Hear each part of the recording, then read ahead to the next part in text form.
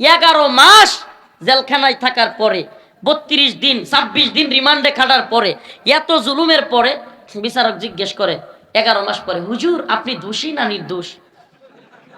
আমার যে 11 মাস রাখলি, এখন তুমি কি জেল খাটো? এর কোন বিচার ব্যবস্থা? 11 মাস পরে বলতেছে আপনি দোষী না নির্দোষ? মাথায় ঢুকান, এই চোরের দল কেন চুরি করতে পারতেছে? আল্লাহর বিধান যদি আল্লাহর জমিনে বাস্তবায়ন হইতো, আস-সারিকু ওয়াস-সারিকাতু ফাকতাউ আইদিয়াহুমা, প্রত্যেকটা চোর এমপি হোক, মন্ত্রী হোক, প্রধানমন্ত্রী হইলেও চোরের সাজা হাত কাটা। তার রাসূলের, আল্লাহর পক্ষ থেকে রাসূল এবং সাহাবায়ে কেরাম কেমন ছিলেন এবং তাদের অবস্থান কেমন ছিল, তাদের মুমিনের সাথে আচরণ কেমন ছিল, কাফেরের সাথে আচরণ কেমন ছিল, এই সম্বন্ধে আপনাদের কাছে কিছু কথা বলবো।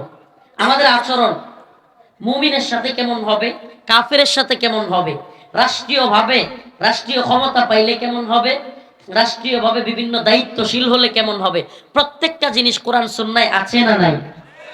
যদি কেউ মনে করে কোরআন স্বয়ং সম্পূর্ণ না, নাউজুবিল্লাহ, বরং আব্রাহাম লিঙ্কন থেকে কিছু নিতে হবে, লেনিন থেকে কিছু নিতে হবে, কার্ল মার্কস থেকে কিছু নিতে হবে, মাও সেতুং এর কাছ থেকে কিছু নিতে হবে, তাইলে আমি বুঝবো এই ব্যক্তি ইসলাম বুঝে নাই, এই ব্যক্তি দ্বীন বুঝে নাই। আল্লাহ পাক যেখানে বলেছেন আল ইয়াউমা আকমালতু লাকুম দীনাকুম ওয়া আতমামতু আলাইকুম নি'মাতি ওয়া রাদিতু লাকুমুল ইসলাম দীনা, আমি এই দ্বীনকে পরিপূর্ণ করেছি। এখানে কোনো কাটছাটেরও যেমন সুযোগ নাই, নতুন করে সংযোজন করারও কোনো সুযোগ নেই। এই দ্বীনে নতুন করে কিছু আনারও সুযোগ নাই, এটা থেকে বাতিল করারও কোনো সুযোগ নাই। আপনি সালাফদের ইতিহাস দেখেন, সাহাবায়ে কেরামের ইতিহাস দেখেন, তারা নিজেদের ক্ষেত্রে ছাড় দিতেন, নিজেদের ক্ষেত্রে কি করতেন, কিন্তু ইসলামের ক্ষেত্রে কোনো ছাড় দিতেন না। হযরতে আবু বকর, যার ব্যাপারে বলা হতো আরহাম উম্মতি বি উম্মতি আবু বকর, প্রত্যেক খতিব মিম্বরে এইটা পড়ে, এটা বলে, অথচ এই রহম দিলওয়ালা, নরম দিলওয়ালা হযরতে আবু বকর রাদিয়াল্লাহু আনহু, আল্লাহ রাসূল সাল্লাল্লাহু আলাইহি সাল্লাম যখন চলে গেছেন, কিছু লোক যাকাত দিতে অস্বীকার করছে। কি করছে? যাকাত দিতে অস্বীকার করছে। সাইয়েদনা হযরতে আবু বকর রাদিয়াল্লাহু আনহু বলেন, আমি ওই সমস্ত ব্যক্তি যারা যাকাত দেয় না তাদের বিরুদ্ধে যুদ্ধ ঘোষণা করলাম। সুবহানাল্লাহ। এবার হযরতে উমর রাদিয়াল্লাহু আনহু, শক্ত মানুষ, খুব কঠিন মানুষ, তিনি পর্যন্ত আয়েশা হযরতে আবু বকরকে বুঝাইতে লাগলেন,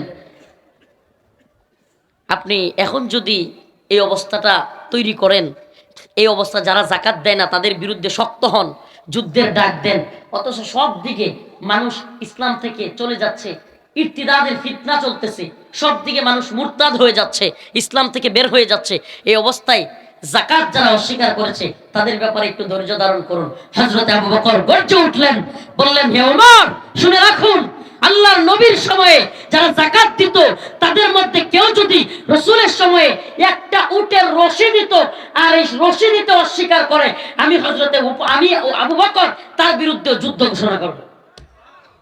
চিন্তা করছেন, এমনিতে কত নরম মানুষ, কিন্তু দ্বীনের উপরে আঘাত আসলে গরম হয়ে যাইতেন। হযরত ওমরের একটা কারগুজারি শোনাই। ওমর রাদিয়াল্লাহু আনহু, যার ব্যাপারে রাসূল বলতেন আমার পরে যদি কোনো ব্যক্তি নবী হয় তাহলে সেটা হইতেন হযরত ওমর। সুবহানাল্লাহ। লাউ কানা বাদি নবিয়ান লাকানা ওমর, যে ওমর রাদিয়াল্লাহু আনহুর ব্যাপারে বলা হয় যে রাসূলের পরে কেউ নবী হলে কে হইতেন?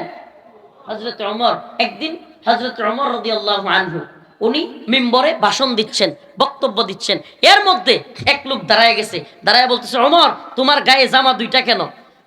হযরত ওমর কোনো জবাব দিলেন না।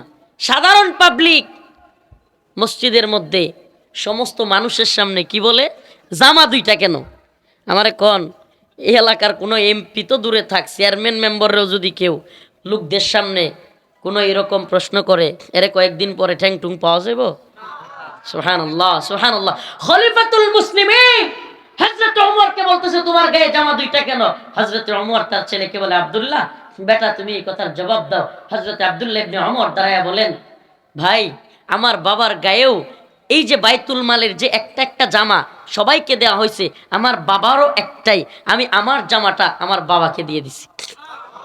সুবহানাল্লাহ। কয় না, আমি আমার জামাটা আমি আমার বাবাকে দিয়ে দিয়েছি, এই জন্য ওনার গায়ে দুইটা জামা। ও ভাই, এই ওমর রাদিয়াল্লাহু আনহু দেখেন ব্যক্তিগত আক্রমণের ক্ষেত্রে তারা কত বেশি বিনয়ী, সুবহানাল্লাহ, যে একটা বেদুইনকে পর্যন্ত উনি মারতে বলেন নাই, কাটতে বলেন নাই, ওরে বলেন নাই ওরে ধর এখনই ওরে শোয়ালা, বলছেন? বলেন নাই। হযরত ওমর তার ছেলেকে বলছেন, বাবা তুমি জবাব দাও। তার ছেলে দাঁড়ায় বলছে, আমার জামাটা আমার বাবাকে দিয়ে দিয়েছি। অথচ আরেকটা ছোট্ট কারগুজারি শুনাই। হযরত ওমরের কাছে দুই লোক বিচার নিয়ে আসছে। কয়জন? দুইজন বিচার নিয়ে আসছে। একজন ইহুদি আর একজন হলো নামদারি মুসলিম। এখন দুইজন বিচার নিয়ে আসছে। এরা এই বিচার হযরত ওমর রাদিয়াল্লাহু আনহুর কাছে আসার আগে আরো দুইজনের কাছে গেছিল। একজনের নাম হযরতে আবু বকর আর একজনের নাম জনাবে মুহাম্মদুর রাসূলুল্লাহ সাল্লাল্লাহু আলাইহি ওয়াসাল্লাম। এবার হযরত ওমরের কাছে ওই যে ইহুদি সে বলতেছে, আপনার কাছে এই বিচার আসার আগে আরো দুইজনের কাছে আমরা গিয়েছিলাম। একজনের নাম হযরত আবু বকর আর একজনের নাম জনাবে মুহাম্মদ সাল্লাল্লাহু আলাইহি ওয়াসাল্লাম। হযরত ওমর কই, বলেন কি? আমার কাছে আসার আগে আরো এরকম দুইজনের কাছে আমার নবীর কাছে গেছে? কয় হ্যাঁ। এরপরে ওই নামদারি মুসলিমকে জিজ্ঞেস করছে, আচ্ছা তুমি এই বিচার কেন মানলা না? কয় দুইবারই বিচার ওই ইহুদির পক্ষে গেছে। সুবহানাল্লাহ। ইসলামের বিচার ব্যবস্থা এত সুন্দর, ইসলামের বিচার ব্যবস্থা এত সুন্দর, যদি ইহুদিও থাকে কাফেরও থাকে, যদি ফায়সালা তার পক্ষে যায় মুসলমানের বিরুদ্ধেও যায়, ইসলাম বলে ফায়সালা তার পক্ষেই হবে। সুবহানাল্লাহ। আর আমাদের বিচার ব্যবস্থার অবস্থা কি? এই তন্ত্রমন্ত্রের বিচারের অবস্থা আমি আমার কারগুজারি শোনাই। 11 মাস জেলখানায় থাকার পরে, 32 দিন 26 দিন রিমান্ডে খাটার পরে, এত জুলুমের পরে বিচারক জিজ্ঞেস করে 11 মাস পরে, হুজুর আপনি দোষী না নির্দোষ? এটা সত্য তো, আপনারা যারা আইন বুঝেন এরা জানেন। চার্জশিট যখন গ্রহণ করে ওই দিন জিজ্ঞেস করে, তাইলে এতদিন যে লোকটারে মারলি, সে লোকটারে রিমান্ডে নিলি, এই লোকটারে জেলে রাখলি, এখন যদি নির্দোষ হয় তাইলে ওই বিচারক বদমেশরে বলা দরকার না যে তুই জেল খাট গিয়ে এলা, আমার যে 11 মাস রাখলি এখন তুমি গিয়ে জেল খাটো। এটা কোন বিচার ব্যবস্থা?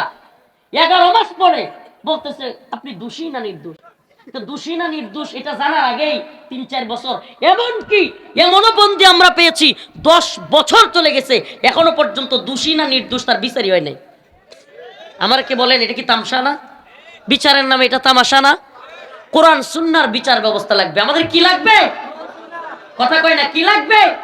সব কিছুতে এই কনসেপ্ট, ও ইমাম ভাই, ও খতিব ভাই, ও দাঈ ভাই, বক্তা ভাই, মুসলিম তুমি যদি দ্বীনের দরদি হয়ে থাকো, প্রত্যেকের একটাই দাবি হওয়া দরকার, এটা রফিকুল ইসলাম মাদানির বক্তব্য নয়, প্রত্যেকের কথা হওয়া দরকার, আমাদের ইসলামী শরিয়া লাগবে, কোরআন সুন্নাহ অনুযায়ী সমস্ত বিচার ব্যবস্থা, শাসন ব্যবস্থা লাগবে। আমাদের দাবি একটাই। আজকে আপনাদেরকে বলি, এই যে গার্মেন্টস, সোয়েটার ফ্যাক্টরি, এই সমস্ত ফ্যাক্টরিগুলোতে আন্দোলন কেন? এরা কোটি কোটি টাকা, যাদের শ্রম ঘাম, যাদের মজুরি, যাদের কষ্ট আর মেহনতে এই ফ্যাক্টরি দাঁড়ালো, তুমি শিল্পপতি হইলা, কোটিপতি হইলা, তুমি তাদের মজুরি দিতে চাও না। তোমার মতো ভণ্ড আর কেউ নেই। তাদের মজুরি দিতে চায় না কেন? শরিয়া নাই যে, নাইলে তো 5 আইপিডানি হইতো এদেরকে। শরিয়া থাকলে এই সমস্ত ভণ্ডামি চলতো না। রাস্তাঘাট, কাল বাট, স্কুল কলেজের পারলে বাথরুমের, স্কুল কলেজ মাদ্রাসার বাথরুমের কমোড পর্যন্ত খায়ালায় সুরের দল, কমোড পর্যন্ত খায়া ফেলে। কমোড তো খাইতে পারে না, টাকাটা খায়। খায় কি খায় না? 50 লাখ টাকা বাজেট হয়েছে, 25 লাখ মন্ত্রীর পকেটে, 13 লাখ আরো এমপির পকেটে, আর রয়েছে কত 12 লাখ, 6 লাখ উপজেলা চেয়ারম্যানে পকেটে, বাকি কত বাজেট? আর 6 লাখ। এখন চেয়ারম্যানে কয় আমি একটু ছাড়া দেই, কথা কন না? মেম্বার হেরাও ঘুরতেছে, হেও আর একটা ছাড়া দিব। এই অবস্থায় বাজেট হইতে হইতে আমাদের জায়গায় আসে, আইসা বাজেট কি হয়েছে? হাওয়া। এত মোটা বাজেট আয়া কেমন হয়েছে? শেষ। কেন হয়েছে? বলে না কেন হয়েছে? ইসলামী শরিয়া নাই। এই কনসেপ্ট মাথায় ঢুকান। এই চুরের দল কেন চুরি করতে পারতেছে? আল্লাহর বিধান যদি আল্লাহর জমিনে বাস্তবায়ন হইতো, as-sariqu was-sariqatu faqta'u aydiyahuma, প্রত্যেকটা চোর এমপি হোক, মন্ত্রী হোক, প্রধানমন্ত্রী হইলেও চোরের সাজা হাত কাটা। এই চুরের শাস্তি কি হইতো? হাত কাটা। হাত কাটার ভয়ে আর চুরি করতো না। আপনি বলবেন হুজুর আগামীকাল কে কি তাহলে সব ফেরেশতা হয়ে যেত চুরেরা? ফেরেশতা হওয়া লাগতো বাধ্যতামূলক।